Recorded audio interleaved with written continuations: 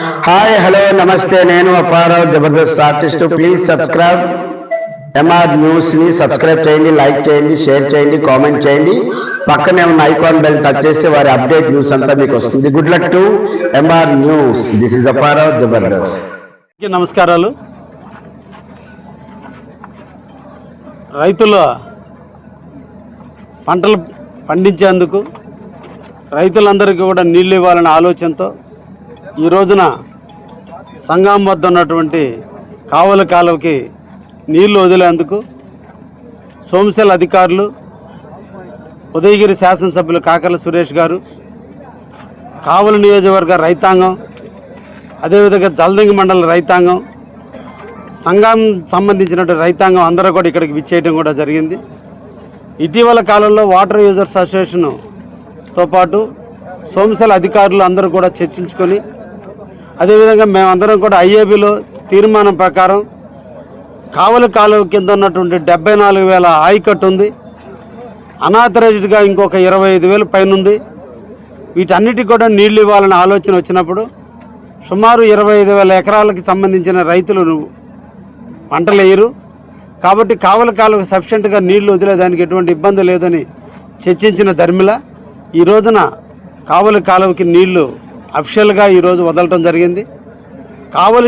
కావలి ప్రాంతంలో ఉన్నటువంటి 52 చెరువుల్లోనూ నీళ్లు ఇప్పటికీ హాఫ్ ట్యాంక్స్ ఉన్నందువల్ల రైతాంగం అంతా కూడా నార్లు పోసుకోవడం కూడా జరిగింది.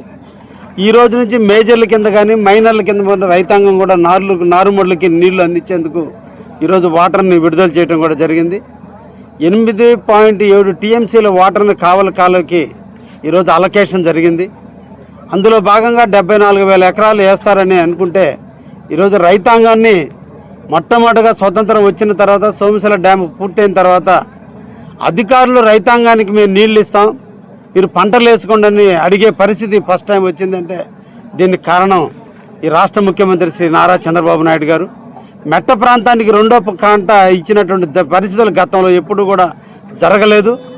ఐడి కింద ఉన్నటువంటి ఆయకట్టు ఏదైతే ఉందో వాటన్నిటికి కూడా ఆరుతడు పంటలు గతంలో ఇచ్చినటువంటి పరిస్థితి ఈరోజు పుష్కలంగా నీళ్లు ఇచ్చేదానికి ప్రభుత్వ యంత్రాంగం సిద్ధంగా ఉంది.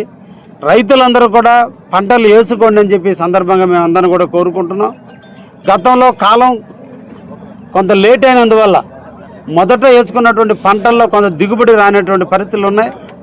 ఈ కారు బాగా పండుతుందని అందరూ కూడా సైంటిస్టులు కూడా ఎక్స్పెక్ట్ చేస్తున్నారు. పుష్కలంగా నీళ్లు ఉన్నాయి కాబట్టి రైతాంగం అంతా కూడా వాటర్ యూజర్స్ అసోసియేషన్ ద్వారా వాళ్ళతో మమేకమై వాటర్ మేనేజ్మెంట్ చేసుకుంటూ ఆరుతడి పంటలు కానీ లేదా వరి వేసుకునే వాళ్ళు వరి వేసుకోవడం కానీ వాటర్ని సద్వినియోగం చేసుకొని పంటలు పండించుకుంటే ఇంకా డ్యాములో మనకు నీళ్లు మిగిలేదానికి అవకాశం ఉంటుంది. నీళ్లు వస్తున్నాయని దుబారా అనేది కాకుండా రైతాంగం దానికి మేనేజ్మెంట్ కరెక్ట్గా చేసుకొని లస్కర్ల ద్వారా నీళ్లు పారేటట్టుగా చేసుకుంటే వాటర్ మేనేజ్మెంట్ వాళ్ళకి అనుభవం ఉంది కాబట్టి వాటర్ యూజర్స్ అసోసియేషన్స్ కూడా దానికి మమేకం అవుతారు. కాబట్టి తప్పకుండా దీన్ని సద్వినియోగం చేసుకోండి రైతాంగాన్ని అందరినీ కూడా తెలియజేస్తూ మంచి రేటు కూడా రాబోతుంది. ఈ రోజున సిఎంఆర్ నెల్లూరు జిల్లాలో మంచి రేట్లు వచ్చినాయి. సిఎంఆర్ ద్వారా దాదాపు 1,20,000 టన్నుల ధాన్యాన్ని కూడా తీసుకోవడం జరిగింది. మళ్ళా ప్రాసెస్ స్టార్ట్ అయింది. రెండో కారికి కూడా సిఎంఆర్ తప్పకుండా మన జిల్లాలో ఉంటుంది. కాబట్టి రైతులందరూ కూడా ధైర్యంగా పంటలు వేసుకుని పంటలు పండించుకొని రైతాంగం ఎక్కడా కూడా అలసత్వం వహించకుండా పంటలు వేసుకోండి అని చెప్పి సందర్భంగా రైతాంగాన్ని అందరినీ కూడా కోరుకుంటూ ప్రభుత్వం ఈ సోమశిల అధికారుల పర్యవేక్షణలో నీటి యాజమాన్యం నిరంతరం కూడా జరుగుతుంటుంది. ఈ రోజున కాలువకు కూడా సిల్ట్ తీయటం కూడా పూర్తయింది.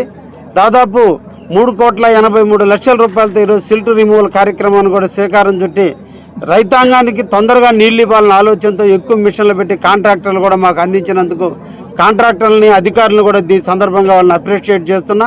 నిన్నటి కాలంలో నీళ్ళు ఆగిపోయిన వెంటనే నుంచి ఈ రోజు వరకు 1 నెలలోనే మళ్ళా కాలంలో ఉన్నటువంటి సిల్ట్ అంతా రిమూవల్ చేసినందుకు దగ్గరుండి పర్యవేక్షించినందుకు మా సోమశిల అధికారులందరినీ కూడా అభినందిస్తూ తప్పకుండా నా మిత్రులు సురేష్ కానీ నేను కానీ నిరంతరం కూడా రైతు కుటుంబం నుంచి వచ్చిన వాళ్ళు రైతుల అభ్యున్నత కోసం, రైతుల యొక్క బాగుల కోసం, రైతుల యొక్క యోగక్షేమాల కోసం నిరంతరం కూడా మేము అండగా ఉంటాం. వాళ్ళని తప్పకుండా అన్ని రకాలుగా ఆదుకునే దాంట్లో ఉంటామని కూడా ఈ సందర్భంగా తెలియజేస్తూ ముగిస్తున్నాం. Thank you.